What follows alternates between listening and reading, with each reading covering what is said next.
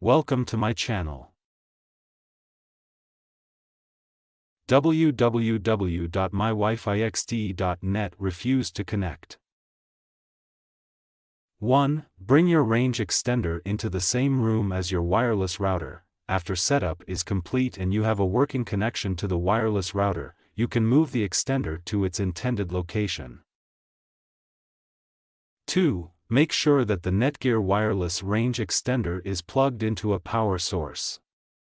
If the extender is receiving power, the power LED lights. 3. Unplug both ends of the Ethernet cable that is connecting your range extender to your device and plug it in again.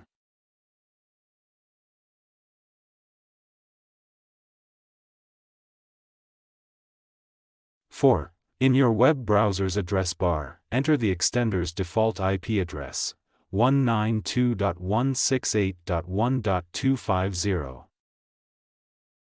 5. If you still cannot access your extender, reset your browser and try again.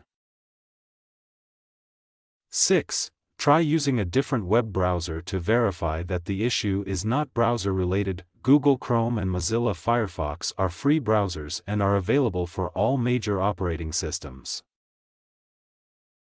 7. Connect your PC to the extender via Ethernet cable. 8. Assign your computer a static IP address. Before you change any network settings, note your current default gateway, Windows, or router, Mac, address. Use the IP address 192.168.1.249 and the subnet mask 255.255.255.0.